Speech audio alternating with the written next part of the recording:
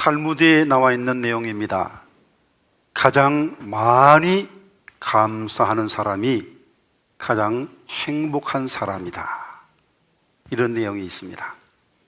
2020년 맥주감사 주일 예배에 참여하신 현장 예배자들과 영상으로 참여하는 모든 성도님들에게 우리 주님께서 크신 은총 베푸셔서 범사에 감사하는 가장 행복한 그리스도인들을 다 되게 해주시기를 간절히 기원드립니다.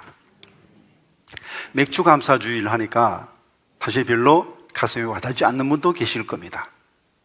보릿고기를 경험하지 못한 분들은 이게 뭐 그리 감사한 것인가 그렇게 생각할 수도 있겠습니다. 그러나 정말 보릿고기에 있을 때는 먹을 것이 없어서 하루 한 끼 먹기도 힘들어서 풀뿌리 캐어 먹고 나무 껍질 벗겨 먹다가 보리추수가 되면 비록 보리밥이지만 배불리 먹을 수 있어 너무너무 행복해하면서 기쁘고 감격한 마음으로 감사주일을 예배를 드렸던 것이죠. 이제 적어도 우리는 하루 3끼 정도는 걱정하지 않아도 되는 그런 국민소득이 되었습니다. 지가 다이어트 한다고 안 먹는 수는 있지만 없어서 못 먹는 경우는 별로 없죠. 우리가 훨씬 더 감사한 것이죠. 감사를 생각할 때 사람은 조건을 생각합니다. 감사거리가 있어야 감사하지 그렇게 생각합니다. 그런데 하나님의 말씀은 그렇지 않죠. 빌립보 4장과 데살로니가전서 5장 말씀을 같이 읽어봅니다. 아무것도 염려하지 말고 다만 모든 일에 기도와 간구로 너희 구할 것을 감사함으로 하나님께 아뢰라. 범사에 감사하라. 이것이 그리스도 예수 안에서 너희를 향하신 하나님의 뜻이니라. 모든 일에 범사에 감사라는 것입니다. 이것은 환경과는 상관이 없는 겁니다. 환경은 좋았다가 나빠졌다가 이랬다 저랬다 할 수 있는 겁니다. 하나님을 바라보고 감사라는 겁니다. 하나님을 바라본다면 그 어떤 역경 가운데서도 감사할 수 있다. 왜냐하면 모든 것을 합력하여 선을 이루시는 하나님이 살아계시기 때문이라는 것이죠. 로마서 8장 28절 같이 읽어봅니다. 우리가 알거니와 하나님을 사랑하는 자 곧 그의 뜻대로 부르심을 입은 자들에게는 모든 것이 합력하여 선을 이루나이다. 우리가 어떤 형편에 있든지 어떤 문제를 당하든지 하나님의 손에서는 해결되지 못할 문제가 없다는 것입니다. 그러므로 하나님을 바라본다면 우리는 어떤 형편에서도 감사하는 삶을 살 수가 있습니다. 특별히 최근에 코로나19를 당해서 많은 사람이 정말 고통 속에 있습니다. 앞길이 막막합니다. 어찌할 바를 모르겠습니다. 감사한 생각이 별로 나지 않을 수도 있습니다. 그러나 이 코로나19를 통해서 하나님 우리에게 하시고 싶은 말씀이 무엇인가를 우리가 깨달아야 합니다. 마태복음 14장에 보면 베드로가 풍랑이는 바다 위를 걸은 사건이 나와 있습니다. 자, 베드로가 언제 풍랑을 걸었습니까? 풍랑이 잔잔할 때는 걸었고 풍랑이 심할 때 빠졌습니까? 그게 아니지 않습니까? 예수님을 바라보았을 때 풍랑 위를 걸을 수 있었고 풍랑을 바라보고 두려워 떨을 때는 물속에 빠진 겁니다. 풍랑이 문제가 아니에요. 문제가 아닙니다. 우리 시선이 어디를 향하느냐, 그것이 중요한 것이죠. 정말 코로나19로 고통이 가득한 이 세상 속에서 우리가 어떻게 감사하는 삶을 살 수 있겠습니까? 어떻게 하나님을 바라볼 수 있겠습니까? 오늘 본문 속에서 그 길을 찾고자 합니다. 오늘 본문인 로마서는 사도 바울이 고린도에서 로마에 있는 교인들에게 한 편지인데, 로마 교회는 사도 바울이 직접 세운 교회가 아니고 디아스포라 유대인들에 의해서 세워졌습니다. 아마도 바울에게 은혜 받은 사람들이 가서 세웠을 겁니다. 그런데 드디어를 통해서 대피를 했습니다. 그만큼 바울의 건강이 좋지 않았다는 것을 의미합니다. 그 당시 바울도 그리고 로마 교인들도 큰 고통 속에 있었습니다. 35절 36절 같이 읽어봅니다. 누가 우리를 그리스도의 사랑에서 끊으리요? 환난이나 공고나 박해나 기근이나 적신이나 위험이나 칼이랴. 기록된 바 우리가 종일 주를 위하여 죽임을 당하게 되며 도살당할 양같이 여김을 받아나이다 함과 같으니라. 이런 형편이지만 우리를 사랑하신 하나님 때문에 넉넉히 이긴다 고백할 수 있는 겁니다. 왜냐하면 성부, 성자, 성령 삼일체 하나님의 삼겹의 사랑이 우리 성도를 보살피고 감싸고 있기 때문입니다. 오늘 본문에 보면 성령이 어떻게 우리를 위하는지, 그리고 하나님이 어떻게 우리를 원하는지, 예수님이 우리를 어떻게 원하는지, 위하는지 잘 기록이 되어 있습니다. 코로나19로 엄청난 고난이 닥친 이 현실 속에서 우리 어떻게 범사에 감사한 사람이 될 수 있겠습니까? 그러기 위해서 첫 번째로 예수님을 보내주신 하나님을 바라보아야 합니다. 31절, 32절 같이 읽어봅니다. 그런즉 이 일에 대하여 우리가 무슨 말을 하려? 만약 하나님이 우리를 위하시면 누가 우리를 대적하리요? 자기 아들을 아끼지 아니하시고 우리 모든 사람을 위하여 내주시니가 어찌 그 아들과 함께 모든 것을 우리에게 주시지 아니하겠느냐? 우리가 바라보아야 할 분은 예수님을 보내주신 하나님. 그럼 언제부터 하나님이 예수님을 우리에게 보내주시기로 작정하셨을까요? 하나님이 언제부터 우리를 사랑하셨을까요? 그것은 우리가 깨닫기 전부터입니다. 이 세상에 태어난 아이가 언제부터 어머니의 사랑을 받았습니까? 이 세상에 태어나고부터입니까? 아니죠.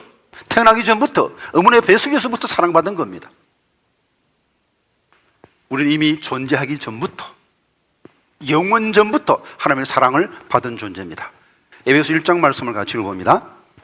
찬송하려다 하나님 곧 우리 주 예수 그리스도의 아버지께서 그리스도 안에서 하늘에 속한 모든 신령한 복을 우리에게 주시되 곧 창세 전에 그리스도 안에서 우리를 택하사 우리로 사랑 안에서 그 앞에 거룩하고 흠이 없게 하시려고 그 기쁘신 뜻대로 우리를 예정하사 예수 그리스도로 말미암아 자기의 아들들이 되게 하셨어요. 이는 그가 사랑하는 자 안에서 우리에게 거저 주시는 바 그의 은혜의 영광을 찬송하게 하려는 것이라. 우리는 그리스도 안에서 그의 은혜의 풍성함을 따라 그의 피로 말미암아 속량 곧 죄 사함을 받았느니라. 하나님은 영원 전부터 예수님을 보내주시고 예수님의 십자가의 피로 우리를 정결케 하시고 하나님의 자녀 삼아주시기로 작정하셨습니다.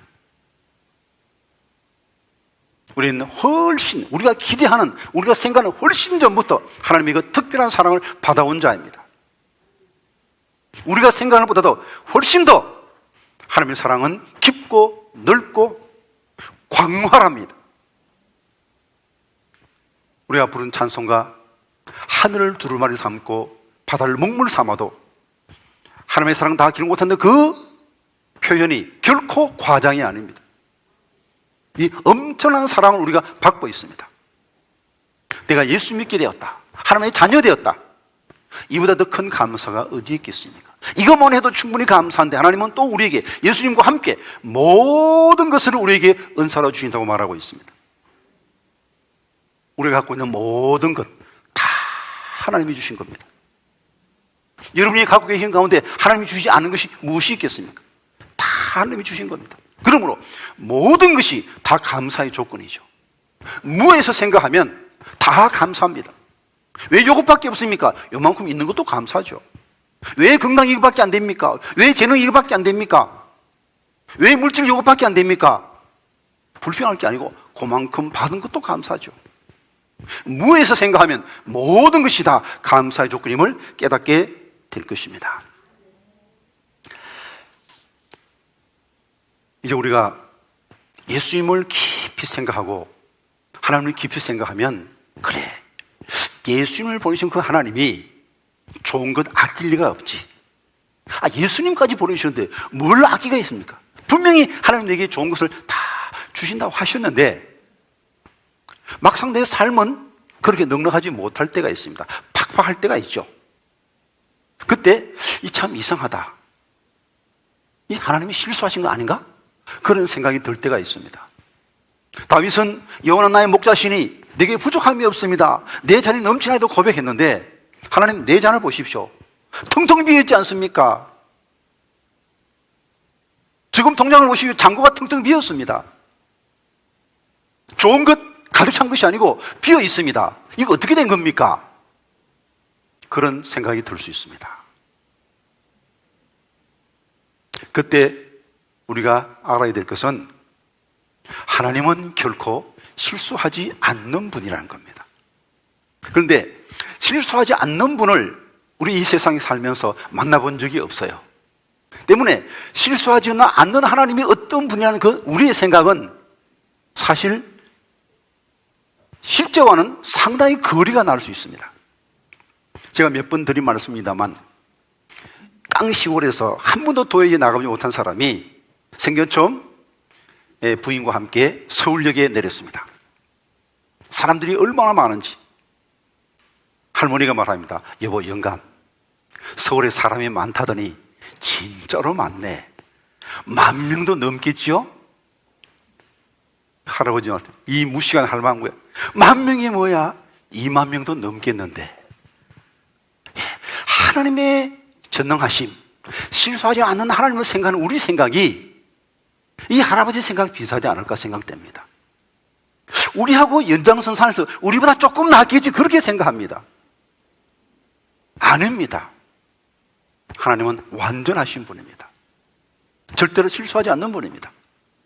그러나 인간은 실수하죠. 왜 연필에 지우개가 달려 있습니까? 초등학교 때 지우개 달린 연필 다 써보셨죠? 인간은 실수하는 존재라는 뜻이죠. 느르막이 처음 한글을 깨친 할아버지가 할머니에게 처음으로 러브레터를 썼습니다. 여보, 사랑해. 그렇게 쓴다고 썼는데 리얼을 미용으로 잘못 써버렸습니다. 여보, 사망해. 선생님이 아니 할아버지 그 미움이 아니고 리얼 아차 실수하고 지우고 사랑해로 고쳤죠. 이게 인간이에요. 어느 교회에 정말 완벽한 목사님이 계셨습니다. 큰 교회지만 실수하지 않고 교회를 잘 이끄시는 분이었는데 교인이 많다 보니까 또 뭐 경조사도 많죠. 그래서 오전에 장례식 2건을 치르고 오후에는 또 결혼식을 하게 됩니다. 지금부터 신랑 아무아무의 군과 신부 아무아무의 양의 장례식을 거행하겠습니다. 어떻게 됐을까요? 와, 웃음바다가 터졌죠. 우리 목사님 이제 보니 목사님도 사람이네 하고 넘어갔어요. 사람이니까 누구나 실수할 수 있는 거예요. 우리는 사람과 주로 살죠. 실수하는 사람만 만나봤기 때문에 실수하지 않는 하나님에 대한 체험이 없기 때문에 조금만 어려우면 하나님이 실수하신 것인가? 나를 사랑하지 않으신 거? 나 잊으신 거 아닌가? 그런 생각이 들 때가 있습니다. 이사야 말씀 한번 같이 읽어봅니다. 오직 시온에 이르기를 여호와께서 나를 버리시며 주께서 나를 잊으셨다 하였거니와 여인이 어찌 그 젖먹는 자식을 잊겠으며 자기 태에서 난 아들을 긍휼히 여기지 않겠느냐. 그들은 혹시 잊을지라도 나는 너를 잊지 아니할 것이라. 젖먹이를 잊어버리는 부모가 어머니가 어디 있겠습니까? 그러나 혹 젖먹이는 어머니가 자기 자식을 잊는 한이 있더라도 하나님은 우리를 잊지 않겠다고 하나님 약속하셨습니다. 그러므로 형편이 어려울 때 그 어떤 순간에도 지금 하나님은 나를 기억하고 계시며 여기에도 하나님의 뜻이 있을 거라 믿어야 됩니다. 다 이해는 못할 거예요. 하나님의 뜻은 하늘이 땅보다 높은 것까지 우리가 다 이해 못합니다. 왜 이런 고통을 주는지 다 이해 못해요. 그러나 우리는 하나님의 사랑을, 십자가를 바라보며 이것도 사랑이다 하고 믿을 수 있는 겁니다. 예수님을 주신 하나님이 주신 것이라면 다 좋은 것이죠. 2번 생각할 필요 없어요. 당연히 좋은 겁니다. 이제 우리가 갖고 있는 모든 것들 달리 어떻게 바뀌어야 된다고 생각하지 마십시오. 지금 이대로가 최선입니다. 이게 믿음이죠. 지금 이대로가 최선입니다. 여러분, 인간이 앓고 있는 질병이 몇 개쯤 된다고 생각하십니까? 국제질병분류표에 의하면 사람들이 앓고 있는 질병은 12,420가지입니다. 그런데 여러분 지금 이렇게 건강하게 예배 드리고 있는 것이 이게 당연한 겁니까?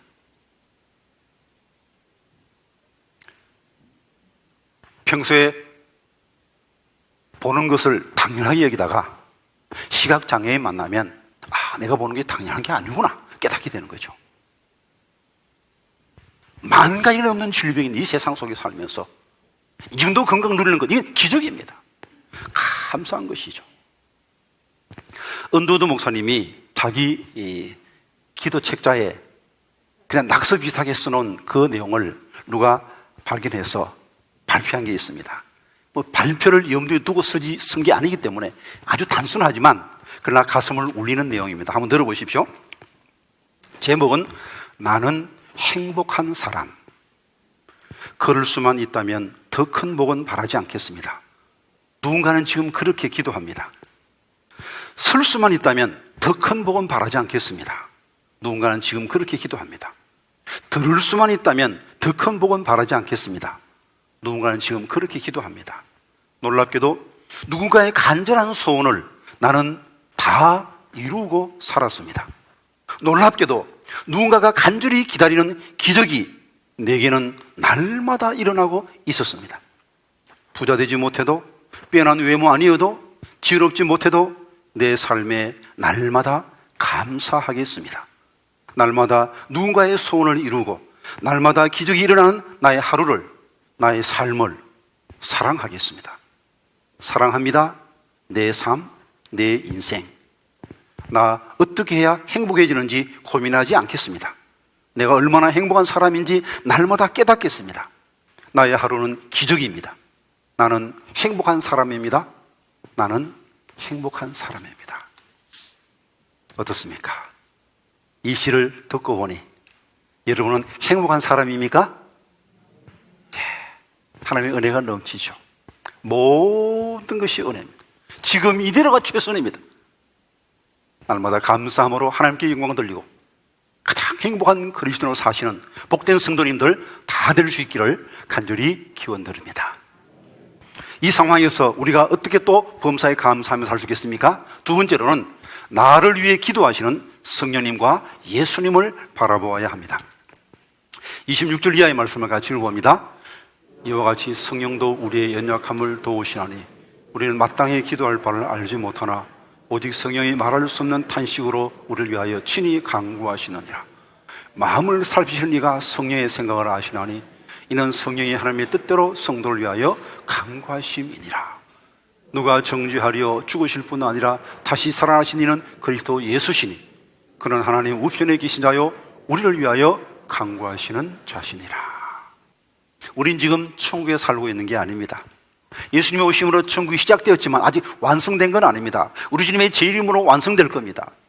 그때까지 우리는 이 세상에 살아야 될 때 이 세상 속에 아직 악이 활동하고 있습니다. 사탄이 활개치고 있습니다. 악한 사람들이, 악한 무리가 있습니다. 이 수많은 죄들이 같이 이 세상 속에 살면서 우리가 고통 겪을 때 기도하여 하나님의 도움을 받아야 됩니다. 근데 때로는 너무너무 고통이 심해서 너무너무 우리가 나약해져서 기도하지 못할 때도 있습니다. 그때 어떻게 하면 좋습니까? 그때는 성령님께서 말할 수 없는 탄식으로 나를 위해서 기도하시고 예수님께서 하나님 보호자 우편에서 나를 위하여 기도하고 계십니다. 그 기도가 있기 때문에 모든 것이 합력하여 선을 이룰 수 있는 것입니다. 우리가 살고 있는 이 세상 결코 만만한 세상이 아니죠. 로마서 8장 22절의 말씀 같이 읽어봅니다. 피조물이 다 이제까지 함께 탄식하며 함께 고통을 겪고 있는 것을 우리가 아노니라. 그뿐 아니라 또한 우리 곧 성령의 처음 익은 열매를 받은 우리까지도 속으로 탄식하여 양자될 것 곧 우리 몸의 성령을 기다리려니라. 네. 왜 하나님은 이렇게 이 어려움 속에 우리를 두시는 것일까요? 여기에도 하나님의 깊은 지혜가 있습니다. 로마서 8장 29절 이하의 말씀 같이 읽어봅니다.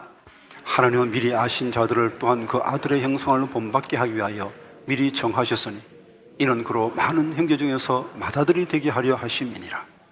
또 미리 정하신 그들을 또한 부르시고 부르신 그들을 또한 의롭다 하시고 의롭다 하신 그들을 또한 영화롭게 하셨느니라.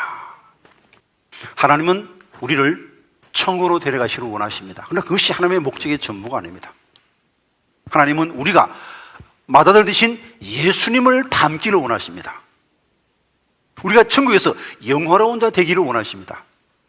우리가 천국에서 영화로운 자 되기 위해서는 이 땅에서 훈련을 받아야 됩니다. 정화되어야 합니다. 하나님은 고난을 통해서 우리를 정화시키시고 고난을 통해서 우리를 훈련시킴으로 강하게 만드시고 천국에서 더욱더 영광스러운 존재로 만들어 나가시는 겁니다. 그러므로 고통 중에 있을 때 여기 하나님의 깊은 지혜가 있음을 기억해야 됩니다. 욥을 한번 살펴보십시다. 동방이 의인입니다. 큰 부자입니다. 10자녀를 두었습니다. 부러울 것 아무것도 없었죠. 그러던 그에게 어느 날 사탄의 시험이 닥칩니다. 하나님은 시험을 허용하셨습니다. 하루아침에 10자녀가 다 죽습니다. 전 재산 다 잃어버립니다. 온몸에 질병이 걸려서, 온몸에 악창이 나서 재에 앉아 깨어진 기와 조각으로 온몸을 긁어야 했습니다. 사랑하는 아내마저 위로는커녕 하나님을 저주하고 죽으라 독설을 내뱉고 집을 나가버립니다. 그 상황에서 욥은 이같이 고백하죠. 욥기 1장의 말씀을 같이 읽어봅니다. 그때 내가 못해서 알몸으로 나아서문즉 또한 알몸이 그리로 돌아가올지라. 주시도 여호와시오 거시도 여호와시오니 여호와 이름이 찬송벌 받으실지니이다 하고 이 모든 일에 욥이 범죄하지 아니하고 하나님 향하여 원망하지 아니하니라. 그 많은 것 한순간에 다 잃어버렸다 그렇게 생각하지 않고 나는 원래 무였는데 이만큼 누린 것도 감사하다고 오히려 하나님께 영광을 돌린 것이죠. 그리고 이 사건의 의미를 욥은 이렇게 고백합니다. 23장의 말씀을 같이 읽어봅니다. 근데 내가 앞으로 가도 그가 아니 계시고 뒤로 가도 보이지 아니하며 그가 왼쪽에서 행일하시나 내가 만날 수 없고 그가 오른쪽으로 돌이키시나 배울 수 없구나. 그러나 내가 가는 길을 그가 아시나 그가 나를 단련하신 후에는 내가 순금같이 되어 나오리라. 왜 하나님이 나를 이 길로 이끄시는지, 이 길이 어디로 가는지 그 길을 욥은 몰랐습니다. 그러나 고백합니다. 믿음으로. 나는 모르지만 하나님은 아신다. 하나님이 이 사건 통해 나를 단련시키시고 순금 같은 존재로 만들어 주실 것이다. 믿음으로 고백합니다. 그리고 그 시련을 다 겪은 후에 욥은 이같이 고백합니다. 42장 말씀 같이 읽어봅니다. 내가 죽게 대하여 귀로 듣기만 하여 사오나 이제 눈으로 주를 배움나이다. 부유할 때, 건강할 때, 형통할 때 그는 하나님께 대해서 듣었지만 볼 수는 없었습니다. 그러나 고난 중에 그는 하나님을 볼 수가 있었습니다. 고난이 축복입니까? 저주입니까? 시편의 말씀 같이 읽어봅니다. 고난당한 것이 내게 유익이라. 이런 말미암아 내가 주의 율례들을 배우게 되었나이다. 코로나19로 고통 중에 계십니까? 육체의 질병으로 고통 중에 계십니까? 경제적 어려움으로 고통 중에 있습니까? 이 고난이 내게 유익합니다. 이 고난 중에 하나님을 바라볼 수 있기 때문이죠. 언제 사람이 제일 멀리 볼 수 있습니까? 밝은 낮입니까? 아닙니다.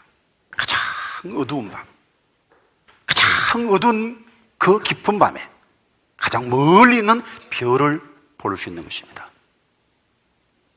고난의 때 천국을 바라볼 수 있습니다.